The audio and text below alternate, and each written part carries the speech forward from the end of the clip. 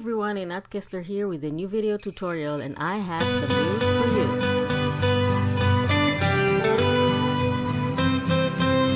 I can't believe it!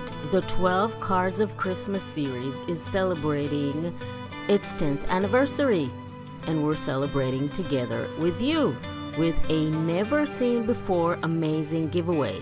This ultimate giveaway will have 12 different winners. Each of them will choose their own prize. Yes, you heard me. So check out all the details how to join below. How exciting, right? So welcome to the 12 Cards of Christmas series. We are ready to make our first card, the twist and turn card. Like always, you have a link to the measurements in the description under the video, and you can download it and make all the cards in the series. So let's get started. We're going to take our piece of double-sided cardstock and score it at 3 inches, 6, and 9. So that's pretty easy. So we score it at 3, at 6, and at 9 inches. And then what we're going to do is turn our cardstock 90 degrees and repeat that. So again, we're going to score at 3, 6, and 9 inches. And that's all the scoring that we need to do, at least for now. So this is a pretty easy card with a great effect, like that wow effect. So this is what we have. We have a grid now. So next, we're going to fold on our score line. But before that, we have to make some diagonal lines. I'm going to draw them with a pencil, so you will see how to do that. So what we're going to do is on the inner square where the score lines meet, we're going to draw diagonal lines between the points where they meet. So this is how it looks. And then we're going to take a bone folder or whatever tool you're using, and we're going to score on those diagonal lines that we have just drawn. You can do this on the trimmer, but this is easier for me at least. So we're going to score those diagonal lines. You can score it directly. You don't have to draw the lines with the pencil. I just did that so it will be easier for you to see. So once that's scored, we can go ahead and start folding. So we're going to start with our straight lines. We're going to fold them and then burnish them with the bone folder. We're going to fold them in an accordion shape. That means one mountain, one valley fold, and then another mountain. And then we're going to do the exact same thing on the other straight score lines. So all the score lines are folded the same way.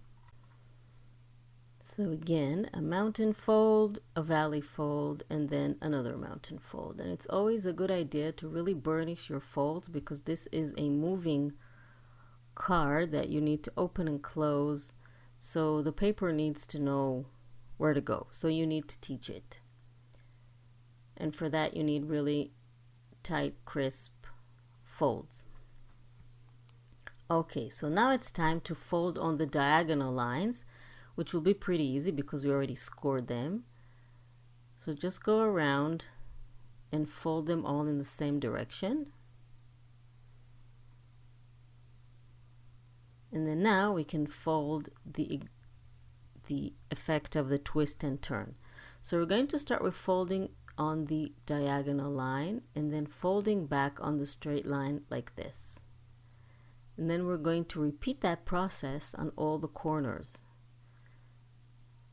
So we're going to insert the second part of the card under the first one and continue inserting the third part under the previous part while folding and burnishing the folds like this. The trickiest one is the last one, and basically our card is now ready. only thing left to do is open and close it a few times, so again the paper will know where to go. And of course you have to burnish all your folds really well on all sides, and then just open and close it a few times, and then you'll see that the more you do that, the easier it is for the card to know where to go. So this is how it looks. See, have to do it a few times, and then it works like a charm. Now you can leave it like this. You can add cover papers, you can add journaling, a sentiment, stamping. You can decorate it any way that you want. I also took a 1" by 12" strip of paper and made a little closure around the card with this die cut, and added cover papers like this. The triangles in the middle are the same size as the cover papers, only cut in half for the triangle. So that's pretty easy. So please don't forget to subscribe to my channel and click on the little bell icon to be notified when I upload a new video. And don't forget to join that amazing giveaway. You have all the details how to join and how to increase the chances to win. You have all those details in the description under the video. So go ahead and join that. It's a great giveaway. Thank you very much for joining me, and I will see you next time.